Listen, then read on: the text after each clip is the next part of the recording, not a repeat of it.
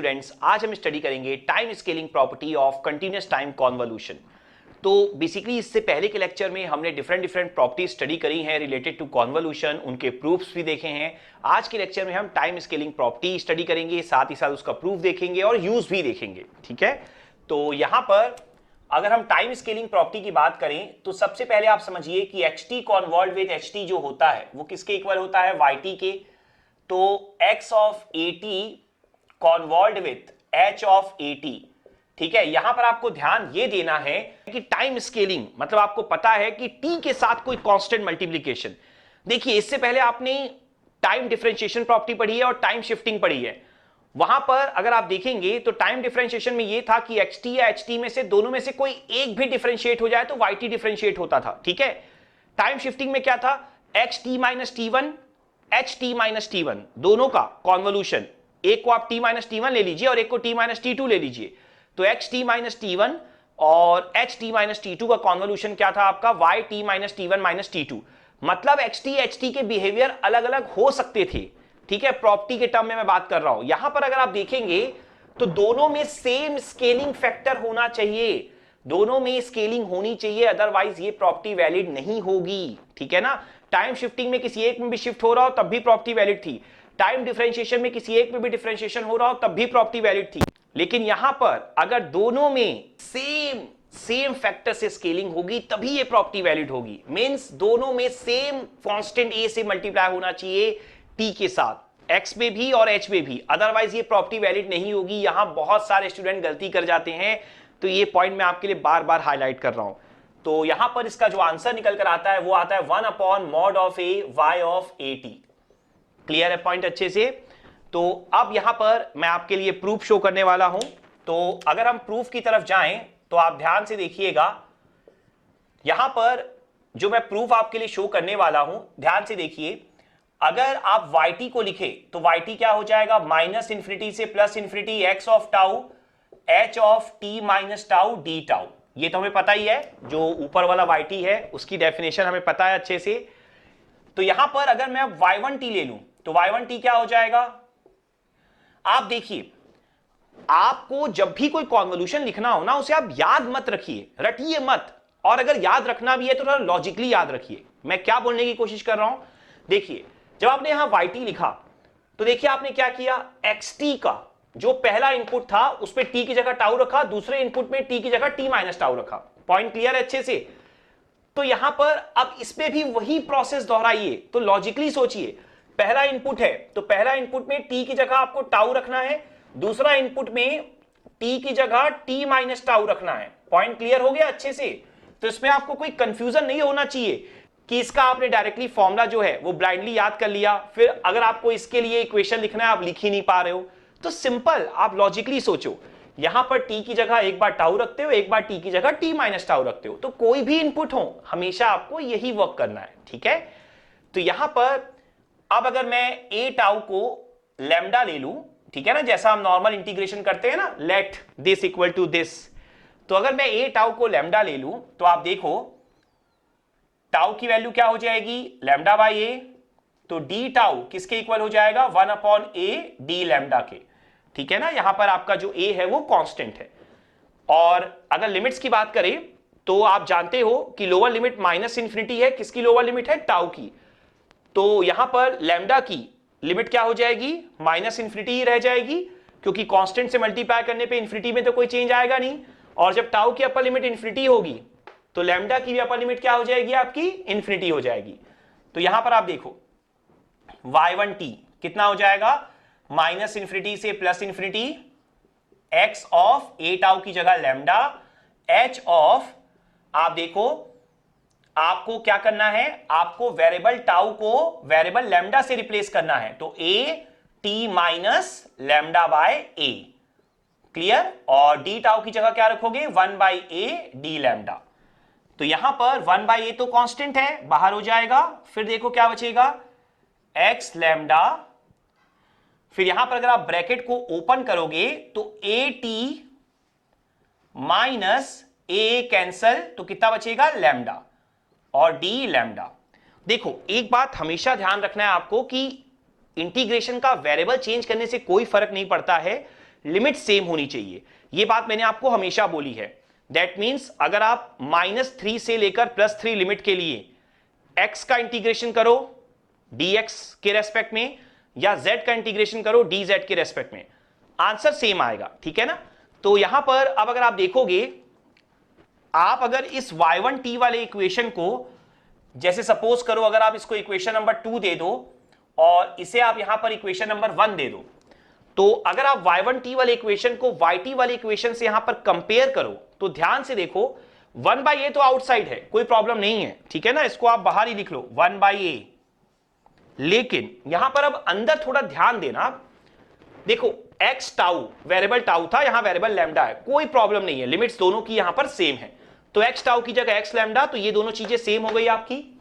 फिर आप ध्यान से देखो h of t minus tau, तो h में जो टाउ के रेस्पेक्ट में इंटीग्रेशन था, h में एक आपका माइनस टाउ भी है, तो यहां पर अगर आप देखोगे यहां भी h में एक आपका माइनस लैम्डा भी है, क्योंकि लैम्डा के रेस्पेक्ट में इंटीग्रेशन था।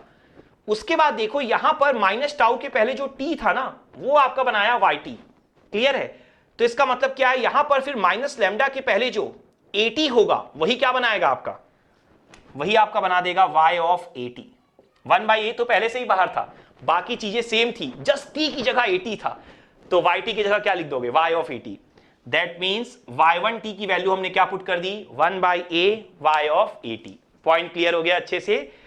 तो इस पॉइंट को क्लियर कर लेने के बाद अब आप ध्यान से समझो, यहां पर हमारा आंसर तो 1/mod ऑफ a है, तो ये मॉड कहां से आएगा। तो आप देखो, आपने जो अभी ये प्रूफ देखा है वो आपने ना a ग्रेटर देन 0 के लिए देखा है। आपका टास्क क्या है, आपको a लेस देन 0 के लिए खुद से करना है, आपके लिए होमवर्क है, ठीक है। आप बोलोगे हमने a ग्रेटर देन 0 के लिए कब देखा, हमने तो ऐसा कुछ मेंशन ही नहीं किया है। देखो ध्यान से, जब आपने a टाउ को इक्वल टू लैम्डा लिया था, फिर जब मैंने बोला था टाउ की लोअर लिमिट -∞ है, तो लैम्डा की भी -∞ हो गई। वो तभी हो पाएगी ना जब a पॉजिटिव है। अगर मान लो a की वैल्यू -3 होती, लेट सपोज नेगेटिव वैल्यू है -3, तो जब टाउ -∞ होता तो माइनस माइनस प्लस नहीं हो जाता, तो लैम्डा +∞ हो जाता, और जब टाउ +∞ होता तो लैम्डा -∞ हो जाता। तो लिमिट आपकी यही की यही रही। ये बात प्रूव है ना कि जो आपने अभी कैलकुलेशन किया है वो a ग्रेटर देन 0 के लिए किया हुआ है।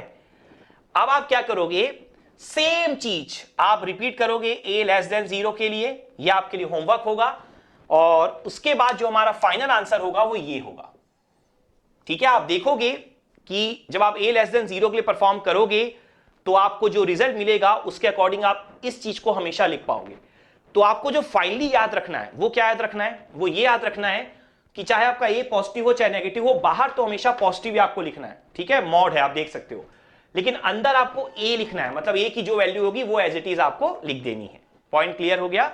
तो ये होमवर्क आपके लिए है, आप जरूर सॉल्व करो, और कोई डिफिकल्टी हो तो कमेंट सेक्शन में पोस्ट करके आप जरूर बताओ, ठीक है। तो ये प्रॉपर्टी तो हमने प्रूव कर ली, अब इस प्रॉपर्टी का यूज क्या है वो मैं आपको सिखाऊंगा एक एग्जांपल के थ्रू, और साथ ही साथ एक और प्रॉपर्टी बताऊंगा जो कि इसी पर बेस होगी, तो इससे इस प्रॉपर्टी का यूज आप अच्छे से समझ जाओगे। तो स्टार्ट करते हैं। जैसा हमने ऑलरेडी पढ़ रखा है कि अगर स्टेप सिग्नल का स्टेप सिग्नल के साथ कॉन्वोल्यूशन किया जाए तो हमें रैंप सिग्नल मिलता है।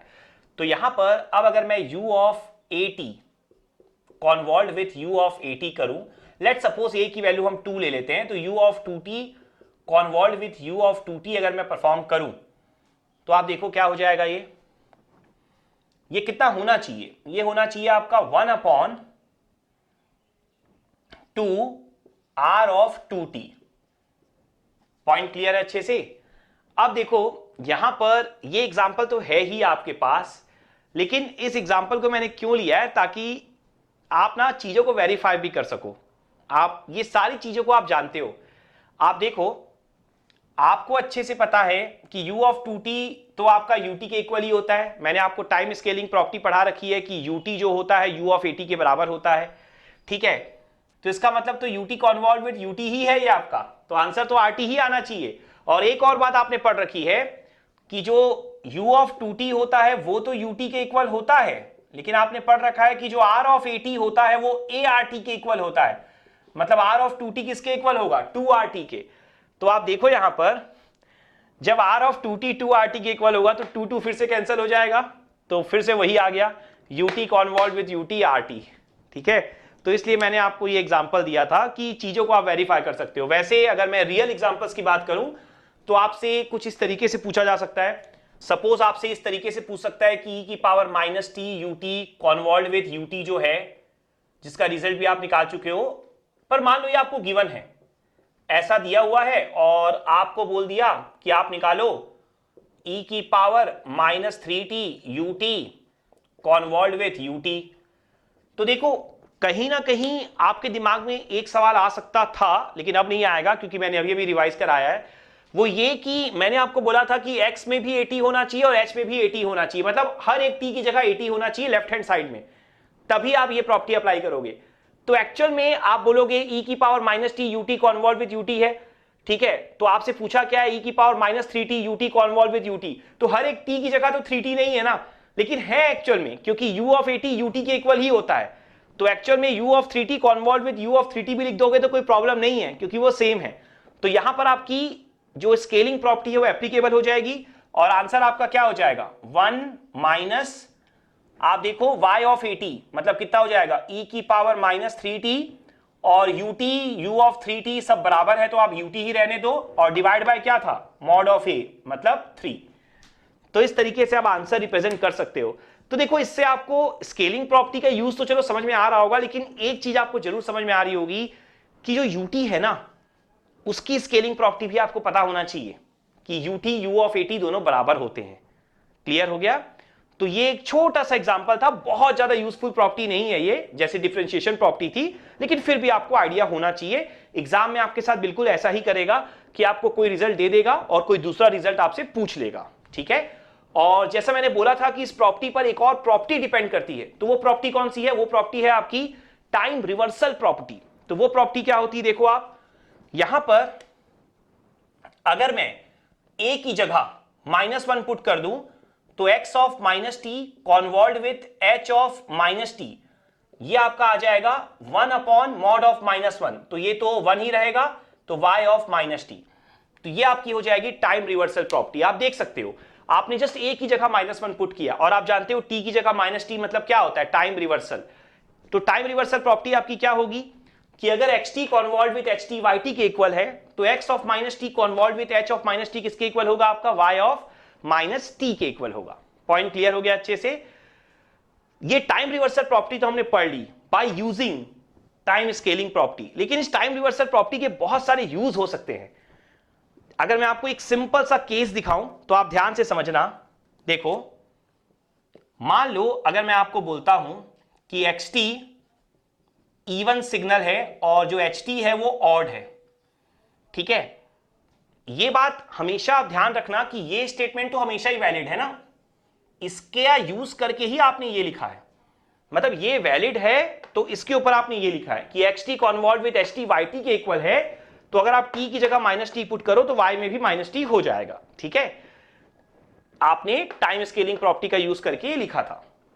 तो अगर आप देखो xt इवन है और ht ऑड है, ठीक है, तो आप देख पा रहे होगे कि जब आप परफॉर्म करोगे y ऑफ माइनस टी जो कि किसके इक्वल होता है, x of minus T convolve with h of minus T के, तो आप देखो अगर xt इवन है तो x ऑफ माइनस टी किसके इक्वल होगा, xt के, और अगर ht ऑड है तो h ऑफ माइनस टी किसके इक्वल हो जाएगा, माइनस ht के, ठीक है। माइनस साइन आपका पूरा का पूरा बाहर आ जाएगा, तो इसको आप क्या लिख सकते हो, minus xt convolve with ht। Point clear हो गया अच्छे से?